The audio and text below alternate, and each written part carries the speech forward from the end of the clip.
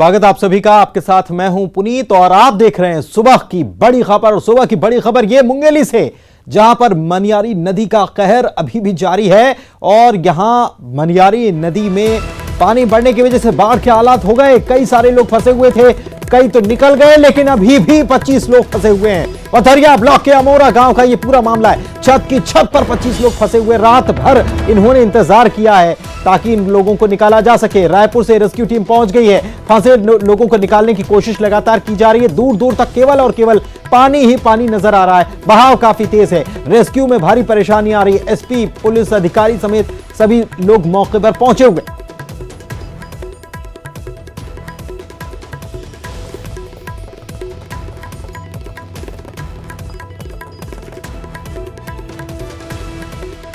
तो रेस्क्यू में भारी दिक्कतें आ रही हैं और रायपुर से टीम को बुलाना पड़ा है। हालांकि यहां पर जब पूछा गया कि क्या मोटर बोट थी जिसकी वजह से यहां पर इन लोगों को निकाला जा सकता था जिसकी मदद से, लेकिन हमारे सहयोगी बता रहे थे कि मोटर बोट तक की व्यवस्था नहीं।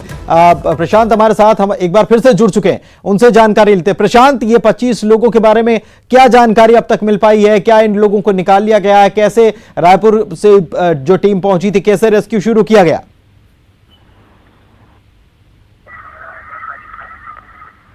प्रशांत, आपको आवाज मिल पा रही है?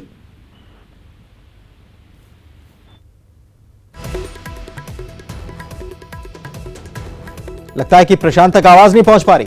कोशिश करेंगे उनसे संपर्क करने की, लेकिन ये 25 लोग जो हैं इनको निकालने के लिए रायपुर से टीम पहुंची। कल से फंसे हुए हैं और पानी, हर तरफ पानी पानी नजर आ रहा है। अब भी 25 लोग फंसे हुए हैं और मदद का इंतजार कर रहे हैं। जो अभी तक प्रयास किए गए सब नाकाफी हुए और ऐसे में पूरा अमला मौके पर ही मौजूद है। प्रशांत हमारे सहयोगी जुड़े हुए हैं, उनसे जानकारी लेते हैं। प्रशांत, कैसे रेस्क्यू ऑपरेशन अंजाम दिया जा रहा है? क्या जानकारी? 25 लोगों को कब तक निकाल लिया जाएगा? जी, मैं बता दूं कि रेस्क्यू शुरू हो चुका है और कुछ लोगों को अभी बाहर निकाल लिया गया है। ये जानकारी अभी हमको मिली है। साथ ही ये पूरा मैं बता दूं कि अमोरा गांव है जहां मनियारी नदी का पानी पूरे गांव में घुस गया था। उसके बाद से कल शाम से 25 लोग घर की छत पर थे और मदद की गुहार लगा रहे थे, लेकिन कल शाम किसी तरह की मदद नहीं पहुंचाई जा सकी। हालांकि प्रयास किया गया, लेकिन पानी चारों तरफ होने के कारण किसी तरह का जो प्रयास है, सभी प्रयास जो है नाकाम रहे थे और रायपुर से टीम बुलाई गई थी और रायपुर से टीम का इंतजार किया जा रहा था और आज सुबह रेस्क्यू को अंजाम देने का कवायद यहाँ की जा रही है। और मैं बता दूं कि अभी कुछ लोगों को निकालने की जानकारी हमें मिली है और बाकी और कुछ जो लोग हैं उनको भी निकालने के प्रयास किए जा रहे हैं। जी पुनीत, कैसे इनको निकाला जा रहा है? जी, मैं बता दूं रायपुर से जो टीम आई है उनके साथ जो मोटर बोट आया है, उस बोट के जरिए इनको बाहर निकालने की कवायद की जा रही है और कुछ लोगों को निकाल भी लिया गया है और बाकी लोगों को भी निकालने का प्रयास किया जा रहा है। जी प्रशांत, ये कल रात से यहाँ पर लोगों को निकालने की कोशिश जारी है, पूरा प्रशासनिक अमला मौजूद है। क्या इनसे सवाल किया गया कि आपके पास एक मोटर बोट उपलब्ध नहीं है और उसको बुलवाने के लिए सुबह तक का इंतजार करना पड़ रहा है? जी, निश्चित रूप से पुनीत, ये स्थिति हमेशा देखने को मिलती है। जब भी मुंगेली जिले में बाढ़ की हालात बनते हैं तो ऐसी स्थिति देखने को मिलती है और बिलासपुर या रायपुर से ही संसाधन मंगाए जाते हैं और मुंगेली जिला प्रशासन के पास ऐसे आपदाओं से निपटने की तैयारी के जो दावे किए जाते हैं उन सारे दावों की पोल खुलती हुई दिखाई देती है, क्योंकि कल से ये जो परिवार है ये लोग फंसे हुए हैं और ऐसे में यदि कोई हादसा हो जाता है या पानी का जो स्तर है वो बढ़ जाता है और कोई घटना घट जाती तो ये पूरी जो जिम्मेदारी है प्रशासन पर आती, लेकिन उसके बावजूद भी प्रशासन के द्वारा किसी तरह की पहल नहीं की गई और केवल इंतजार ही किया गया। और इंतजार आज जब रायपुर से टीम पहुंची उसके बाद ही यानी जो पहल है, प्रयास है, वो किया गया है। प्रशांत, सवाल ये भी उठ रहा है कि बारिश कोई अचानक से नहीं हुई, 3-4 दिन से हो रही थी, लेकिन उसके बावजूद अब जाकर यहां से मोटर बोट मंगवाई गई या रायपुर से मदद मंगवाई गई। इसके पहले भी जागा जा सकता था? जी बिल्कुल, इस तरह की तैयारी, क्योंकि इसके पहले भी जब हमारी बात कलेक्टर से हुई थी तो उनके द्वारा कहा गया था कि बाढ़ आपदा से निपटने के लिए नियंत्रण कक्ष बनाए गए हैं और सारी तैयारियां की गई है। लेकिन जब बाढ़ आया है और इस तरह की स्थिति निर्मित हुई है तो कहीं ना कहीं इनके दावों की पोल खोलती हुई दिखाई दे रही है। हालांकि इस बार जो बारिश हुई है ऐसे बताया जा रहा है जानकारों के अनुसार कि ऐसी बारिश पहले कभी देखने को नहीं मिली थी, इस तरह की स्थिति नहीं हुई थी। लेकिन कम से कम तैयारियां इतनी तो होना चाहिए, जो मूलभूत तैयारियां हैं वो तो होनी ही चाहिए, और उनकी पोल खुल गई यहाँ पर। शुक्रिया प्रशांत इस जानकारी के लिए। तो प्रशांत जानकारी दे रहे थे कि लोग जो हैं वो उनको निकालना शुरू कर दिया गया, कुछ लोगों को निकाल लिया भी गया है। रायपुर से टीम पहुंची है मोटर पोट लेकर। और छिंदवाड़ा से खबर आपको बता दें कि विश्व प्रसिद्ध गोटमार मेला आज से होने वाला है। कोरोना के बीच पत्थरों की बारिश हो। एसडीएम ने लोगों से जनता कर्फ्यू की अपील भी की थी। प्रशासन की रोक के बावजूद लोग नहीं माने। पुलिस और प्रशासन के अधिकारियों ने वैसे में डेरा डाल रखा है। पोला पर्व के दूसरे दिन यह मेला आयोजित किया जाता है और दोनों एक दूसरे की तरफ से दोनों तरफ पत्थर चलते हैं। हर बार ऐसे ही होता है और लोग जख्मी भी होते हैं, कई लोग जख्मी होते हैं। इस बार जब कोरोना काल है तो ऐसे में ये गोटमार मेले को लेकर आज एसडीएम ने इन लोगों से पहले भी जनता कर्फ्यू की अपील भी की थी। राजेश हमारे सहयोगी हमारे साथ जुड़े हुए हैं, उनसे बात करते हैं। राजेश, गोटमार मेला कोरोना काल के बीच में तमाम तरीके की कोशिश की गई, लोग नहीं मान रहे हैं, कैसे संभाली जाएगी स्थिति? ये पुनीत देखिए, ये पिछले एक हफ्ता से जिला प्रशासन के अधिकारियों के लिए चिंता का सबब बना हुआ है। लगातार बैठकों का दौर चला, कुछ लोगों से बातचीत की है। प्रशासन ने आयोजन समिति से बैठक करके इस बात को तय करने की कोशिश की कि मेला प्रतीकात्मक किया जाए, लेकिन संभव नहीं हो सका। लोग धार्मिक भावनाओं को लेकर बाहर निकल रहे हैं और लोगों का कहना है कि मां चंडी का प्रसाद होता है, इसलिए वो इसे नहीं मानते कोरोना को, और वो कहीं ना कहीं गोटमार खेलने पर विवश है। इसी को लेकर पुलिस ने वहां तगड़े इंतजाम किए हैं। तो ऐसे में स्थिति को बनाने के लिए और पुलिस की तरफ से क्या कदम उठाए जा सकते हैं? ये देखिए, पुलिस वहाँ चप्पे चप्पे पर मौजूद है। हालांकि इतना फोर्स हमेशा मौजूद रहता है, हर गोटमार में वो रहता है। अभी भी उतना ही फोर्स लगाया गया है। एसपी और कलेक्टर लगातार निगरानी कर रहे हैं, एसडीएम लगातार मॉनिटरिंग कर रहे हैं, घूम रहे हैं, और लोगों से अपील की जा रही है कि वो जनता कर्फ्यू के तहत उसका पालन करे, घरों में रहे, घरों से ना निकले, और कोरोना से उससे बचाव होगा वो ये समझाइश भी देते घूम रहे हैं। लेकिन लोग कहीं ना कहीं नहीं मान रहे हैं। कल शाम के समय लोग बाहर निकले और तकरीबन 1 घंटे तक पत्थरबाजी का दौर चला। शुक्रिया राजेश आपका। और भोपाल से खबर आपको बता दें कि प्रदेश की 27 सीटों पर उपचुनाव बीएसपी लड़ने वाली है। फैसला ले लिया गया, उपचुनाव में अपने प्रत्याशी बहुजन समाज पार्टी उतारेगी। उपचुनाव की तैयारियों को लेकर बैठक जो हुई, इसमें इस बात का फैसला लिया गया। पार्टी के प्रदेश प्रभारी रामजी गौतम और प्रदेश अध्यक्ष ने यह बैठक ली थी, और इसके पहले यह कहा जा रहा था कि कांग्रेस की तरफ से यह कोशिश है कि बहुजन समाज पार्टी को भी साथ में ले लिया जाए इस चुनाव में। बहुजन समाज पार्टी अपने उम्मीदवार नाम मैदान में उतारे। कमलनाथ ने यह खबर भी थी कि सूत्रों के हवाले से कि कमलनाथ ने मायावती से बात की है। लेकिन यह बड़ी खबर बता रहे हैं आपको कि प्रदेश की सभी 27 सीटों पर बीएसपी उपचुनाव लड़ेगी। उपचुनाव में अपने प्रत्याशी बहुजन समाज पार्टी उतारेगी, और तैयारियों को लेकर यह बैठक जो हुई, इसमें यह फैसला लिया गया कि सभी जो 27 सीटें हैं जिन पर उपचुनाव होना है, वहां सभी सीटों पर बीएसपी की तरफ से प्रत्याशी उतारे जाएंगे। पार्टी के प्रदेश प्रभारी रामजी गौतम और प्रदेश अध्यक्ष ने यह बैठक ली थी।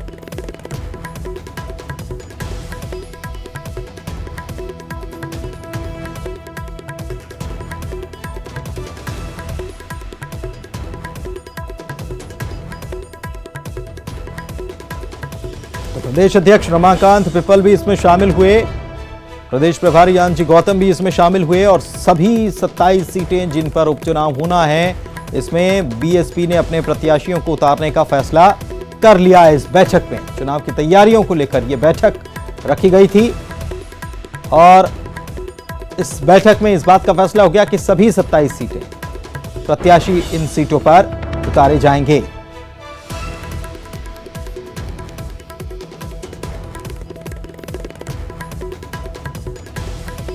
मनोज हमारे सहयोगी हमारे साथ लाइव जुड़े हुए हैं, उनसे बात करते हैं। मनोज, पहले तो ये खबरें आ रही थी कि कांग्रेस कोशिश इस बात की कर रही थी कि बीएसपी को भी साथ में रख लिया जाए, बीएसपी अपने उम्मीदवार मैदान में ना उतारे जिससे कि वोट बैंक में फायदा हो सके।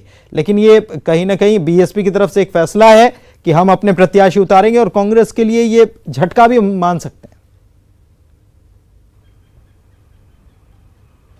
जी बिल्कुल, जो बसपा है उसकी कई सीटों पर जो है वो असर करती है और तमाम जो प्रत्याशी है वो उतारने की कल बात की गई है, क्योंकि कल प्रदेश स्तर की एक बैठक हुई थी और इस बैठक में जो तमाम पदाधिकारी थे, चाहे वो प्रदेश अध्यक्ष हो या फिर संगठन से दूसरे जुड़े पदाधिकारी, उन्होंने इस बात पर चर्चा की कि जो 27 सीटों पर जो उपचुनाव होना है, जिसको लेकर पहले से बीजेपी और कांग्रेस की तरफ से लगातार प्लानिंग की जा रही है, लगातार चर्चाएं की जा रही है, उसको लेकर मंथन कल लंबी बैठक के दौरान किया गया। उसके बाद ये फैसला उस बैठक के दौरान लिया गया कि तमाम जो 27 सीटें हैं उस पर जो है वो प्रत्याशी उतारेगी। हालांकि ये प्रत्याशी कौन रहेंगे इसको लेकर जो हाईकमान है बसपा का वो फैसला अभी लेना बाकी है, क्योंकि प्रदेश स्तर की ये बैठक थी। हालांकि किस तरीके से आगे प्रत्याशी उतरेंगे इसको लेकर हाईकमान स्तर पर अब फैसला लिया जाएगा। लेकिन कई सीटें ऐसी हैं जिस पर बसपा का असर है, वहाँ पर प्रत्याशी बसपा के मजबूत स्थिति में। और यदि कांग्रेस प्रवक्ता भूपेंद्र गुप्ता इस वक्त हमारे साथ जुड़ चुके हैं, उनसे बात करते हैं। भूपेंद्र गुप्ता जी, बीएसपी ने ये फैसला ले लिया कि सभी 27 सीटों पर अपने प्रत्याशी उतारे जाएंगे उपचुनाव में, क्या कहेंगे आप?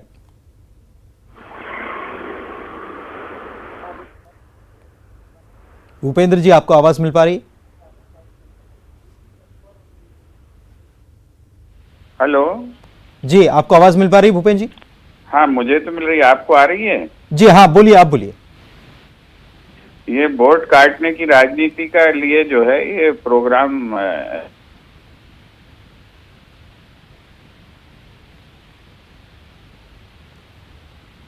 संपर्क करने की दोबारा से कोशिश करते हैं, लगता है कि कुछ दिक्कत आ रही है जिसकी वजह से आपकी आवाज़ नहीं मिल पा रही भूपेंद्र जी। हम आपको फिर से कोशिश करते हैं संपर्क करने की, लेकिन इस बीच दर्शक जो अभी अभी जुड़े हुए हैं उनको हम बता दें कि बीएसपी सभी 27 सीटों पर उपचुनाव में अपने प्रत्याशी उतारने का फैसला कर चुकी है। बीजेपी से रजनीश अग्रवाल हमारे साथ जुड़ चुके हैं, प्रवक्ता हैं आप। रजनीश जी, बीएसपी ने फैसला लिया है कि सभी 27 सीटों पर अपने उम्मीदवार उतारेगी। कल जो बैठक हुई इसमें इस बात का फैसला हो गया, क्या आपकी प्रतिक्रिया? पार्टी एक राजनीतिक दल है और उसको चुनाव लड़ने का अधिकार है। उन्होंने तय पहले कर रखा था कि उपचुनाव नहीं लड़ेंगे और अब उन्होंने तय किया लड़ेंगे, तो ये उनका अधिकार है, उनका इस अधिकार का स्वागत किया जाना चाहिए। अब बेचैनी किसी पार्टी के भीतर हो तो उस पार्टी की कमजोरी है, उस पार्टी की जो कमजोरी है वो कमजोरी तो उजागर होगी ही। बहुजन समाज पार्टी को तो बदला भी लेना चाहिए राजस्थान का, जिस प्रकार से उन्होंने राजस्थान में विश्वासघात करने का काम किया है। तो आज अगर बहुजन समाज पार्टी उपचुनाव में मैदान में उतरती है तो निश्चित तौर पर वो कांग्रेस को मजा चखाएगी, जिस प्रकार से पूर्व में उनके विश्वास का हरण किया है। कांग्रेस को मजा चखाएगी। भूपेंद्र जी हमारे साथ जुड़ चुके हैं। भूपेंद्र जी, क्या कहेंगे आप? ये तो पूरे देश में Bharatiya Janata party division of vote की राजनीति करती है और बीएसपी इसका औजार बन रही है।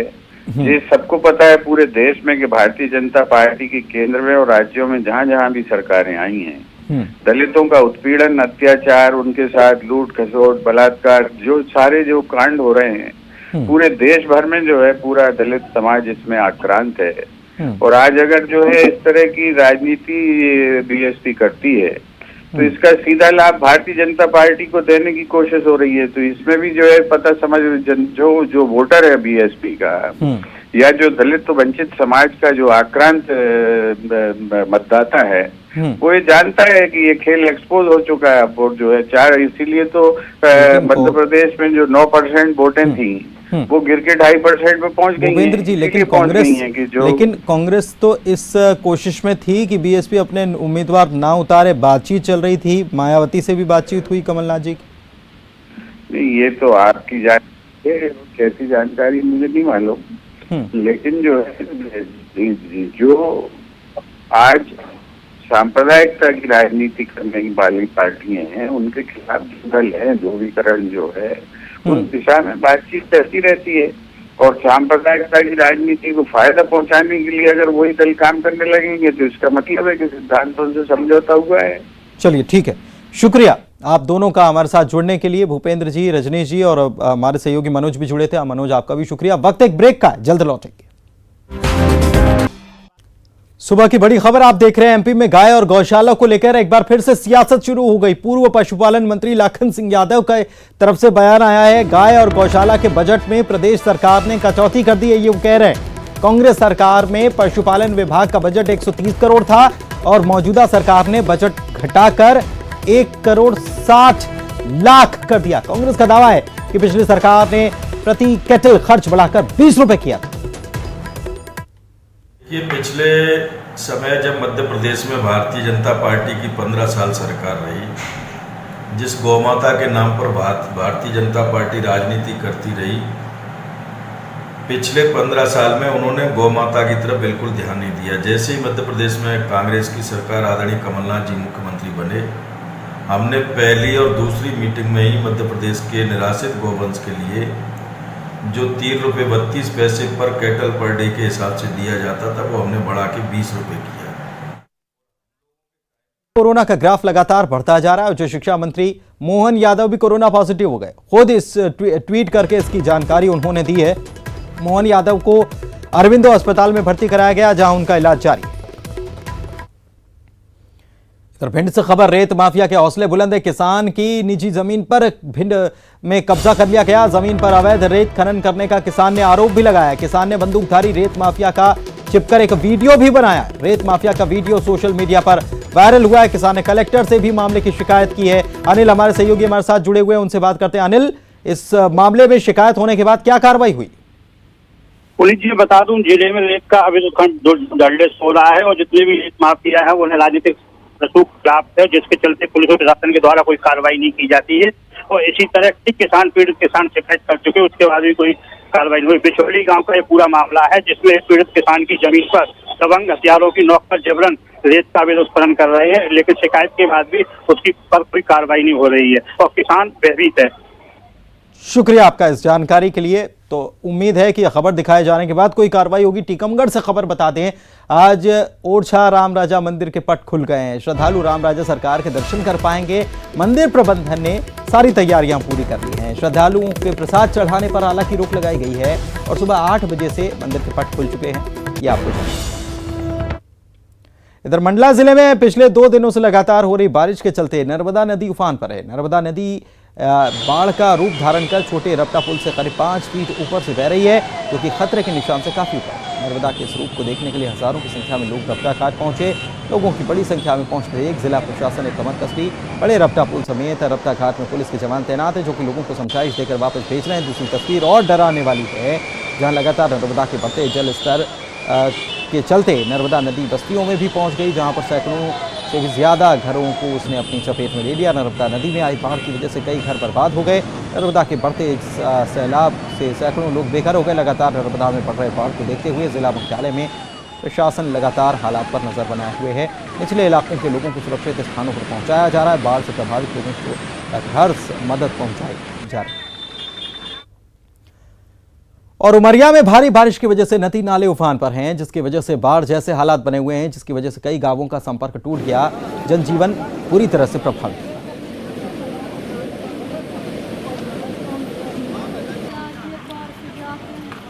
थोड़ी पता करना ऊंच के हैं।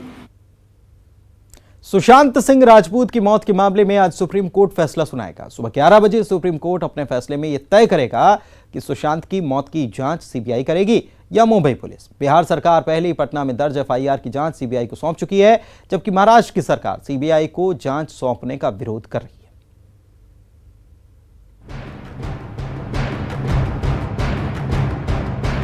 सुशांत सिंह राजपूत की मौत के 64 दिन बीतने के बाद सुशांत मौत मामले में इंसाफ की पहली उम्मीद आज जगी है। उम्मीद की आस सुबह 11 बजे सुप्रीम कोर्ट से आने वाले फैसले से है। वो फैसला जिससे तय होगा कि अब सुशांत मौत मामले की जांच सीबीआई करेगी या मुंबई पुलिस। दरअसल सुशांत मौत मामले में सुशांत की एक्स गर्लफ्रेंड रिया के खिलाफ पटना में केस दर्ज कराया गया है। इसे मुंबई ट्रांसफर कराने के लिए रिया की ओर से सुप्रीम कोर्ट में याचिका दायर की गई। इसी बीच बिहार सरकार ने सीबीआई जांच की सिफारिश कर दी और सीबीआई ने जांच भी शुरू कर दी। आज रिया की याचिका पर ही सुबह 11 बजे सुप्रीम कोर्ट फैसला सुनाएगा।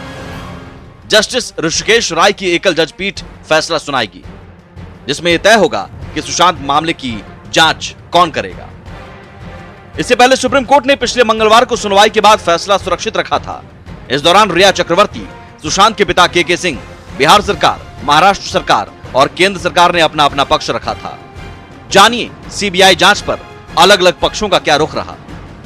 रिया चक्रवर्ती की ओर से कहा गया कि उन्हें सीबीआई जांच से ऐतराज नहीं, लेकिन केस मुंबई ट्रांसफर हो। साथ ही रिया ने अपने खिलाफ कोई सबूत नहीं होने का दावा किया। वहीं सुशांत के पिता के सिंह ने दलील दी कि सीबीआई को देश भर में कहीं भी जांच का हक है। साथ ही कहा कि 0 एफआईआर की रिया और मुंबई पुलिस गलत व्याख्या कर रही है। जबकि महाराष्ट्र सरकार ने दलील दी कि सीबीआई जांच ना हो, क्योंकि मुंबई पुलिस प्रोफेशनल और निष्पक्ष जांच कर रही है। वहीं बिहार सरकार ने कहा कि सीबीआई जांच करे और केस मुंबई ट्रांसफर नहीं हो सकता। केंद्र सरकार ने भी कहा कि सीबीआई जांच जारी रहनी चाहिए, केस मुंबई ट्रांसफर ना हो। 14 जून को सुशांत सिंह राजपूत ने अपने फ्लैट में कथित तौर पर खुदकुशी कर ली थी। उसके बाद से अब तक क्या क्या हुआ ये भी जान लीजिए। 14 जून को सुशांत सिंह ने कथित तौर पर खुदकुशी की। सुशांत के पिता ने 26 जुलाई को पटना में एफआईआर दर्ज कराया। 1 अगस्त को बिहार पुलिस जांच के लिए मुंबई पहुंची। बीएमसी ने आईपीएस विनय तिवारी को क्वारंटीन कर दिया। 5 दिन बाद विनय तिवारी को बीएमसी ने छोड़ा। बिहार विधानसभा में भी सुशांत केस की सीबीआई जांच का मुद्दा उठा। 4 अगस्त को बिहार सरकार ने सीबीआई जांच की सिफारिश कर दी। 5 अगस्त को केंद्र ने सीबीआई जांच को मंजूरी दी। 7 अगस्त को रिया चक्रवर्ती से ईडी ने पूछताछ की। रिया के भाई शोविक से भी पूछताछ हो चुकी है। मंगलवार को ईडी ने सुशांत के पिता का बयान दर्ज किया। सुशांत के पिता ने रिया और उनके परिवार वालों पर 15 करोड़ का गबन का आरोप लगाया। बहरहाल अब सबकी नजरें सुप्रीम कोर्ट पर टिकी हुई हैं। देखना होगा कि सुप्रीम कोर्ट इस मामले की जांच का जिम्मा किसे सौंपती है। Bureau report, news 18। शंकर हमारे सहयोगी हमारे साथ जुड़ चुके हैं लाइव, उनके पास चलते हैं। शंकर, काफी अहम फैसला इस बात का होने वाला है कि जांच कौन करेगा। इंतजार सभी को इसी बात का है कि 11 बजे जब सुनवाई होगी तब क्या कोर्ट फैसला सुनाती है। निश्चित रूप से देखिए, आज सुप्रीम कोर्ट इस मामले पर एक सुप्रीम फैसला कर सकती है कि आखिर सुशांत सिंह राजपूत के मामले में सीबीआई को जांच करनी चाहिए या नहीं करनी चाहिए। हालांकि देखिए, इस मामले में पहले से ही केंद्र सरकार के द्वारा इस मामले की अनुशंसा हो चुकी है कि इस मामले में सीबीआई जांच करेगी और सीबीआई की टीम इस मामले में लगातार इंटरनल तौर पे इन्वेस्टिगेशन भी कर रही है। लेकिन जिस तरह से यह मामला कोर्ट में है और कोर्ट की मामले की गंभीरता को देखते हुए सीबीआई इस मामले पर अभी तक अपने तफ्तीश का जो पूरा डिटेल जो है वो अभी तक साझा नहीं कर रही है। लेकिन इतना स्पष्ट है कि ये मामला जिस तरह से ये एक बड़ा मामला बना है, जिस तरह से इस मामले में संदिग्ध तौर पर मौत की जानकारी मिली है, तो ये मामला जो है सीबीआई की नज़र में स्पेशल क्राइम का बनता है। इसलिए स्पेशल ब्रांच में भी इस मामले को दर्ज किया गया है। तो स्पेशल क्राइम की अगर बात करें तो सीबीआई की अगर बात करें तो सीबीआई जो है एक नेशनल और एक इंटरनेशनल जैसी एक काम करने वाली संस्था है, जो कि एक कई अंतर्राष्ट्रीय स्तर के बड़े मामलों को भी इन्होंने अपने तरीके से सॉल्व किया है। तो एक तरह से कहा जा सकता है सीबीआई इस मामले की जांच के लिए एकदम फिट बैठती है। लेकिन यहाँ पे मसला थोड़ा सा राजनीतिक हो गया है। लेकिन जिसके वजह से राजनीतिक होने की वजह से ये मामला काफ़ी पिछले कुछ समय से लगातार उछाल ले रहा है। इस मामले पे काफ़ी चर्चाएं हो रही हैं कि क्या इस मामले का सीबीआई जांच करवाना चाहिए या नहीं करवाना चाहिए। लेकिन इस मामले में सुशांत के जो परिजन हैं, उसके पिता सहित जो उनके परिजन हैं, वो लगातार अपील कर रहे हैं कि इस मामले की जाँच सीबीआई से ही होनी चाहिए और इस मामले में जल्द से जल्द कार्रवाई होनी चाहिए। लेकिन जिस तरह से यहाँ पर देखा जाए कि कुछ लोगों के द्वारा इसका विरोध प्रदर्शन किया जा रहा है, खास तौर पर महाराष्ट्र पुलिस, महाराष्ट्र सरकार के द्वारा, तो कहीं न कहीं इस मामले पर आज कोर्ट बड़ा फैसला ले सकती है। कोर्ट बड़ा फैसला ले सकती है। बहुत बहुत शुक्रिया शंकर आपका इस तमाम जानकारी के लिए। तो आज कोर्ट बड़ा फैसला ले सकती है, आज फैसला आने वाला है। इधर सीएम शिवराज आज कई बैठकों में हिस्सा भी लेंगे। दोपहर 3 बजे एपीडीएस से जोड़े गए नए हितग्राहियों से वो चर्चा करेंगे। उज्जैन और इंदौर संभाग के हितग्राहियों से वे चर्चा करेंगे और शाम 5 बजे कोरोना की समीक्षा बैठक करने वाले हैं। शाम 6 बजे कृषि और राजस्व विभाग की बैठक भी वे लेने वाले हैं।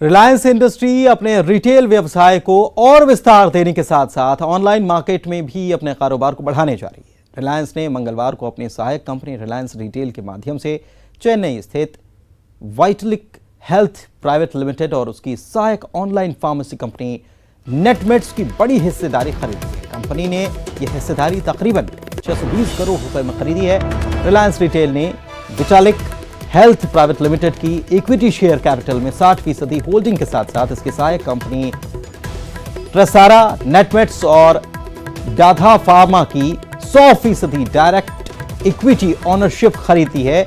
RRVL की निदेशक ईशा मानी ने कहा है कि यह निवेश भारत में सभी के लिए डिजिटल पहुंच प्रदान करने की हमारी प्रतिबद्धता से जुड़ा है।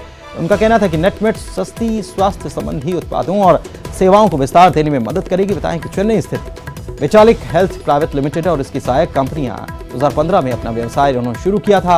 इन्हीं सहायक कंपनियों में शामिल ऑनलाइन फार्मेसी कंपनी नेटमेट्स है, जो ऑनलाइन माध्यम से ग्राहकों को फार्मासिस्टों से जोड़ती है।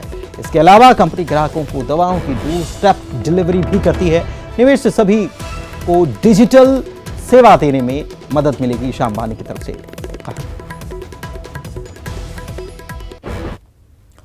और इसी के साथ इस बुलेटिन में फिलहाल इतना ही। नमस्कार।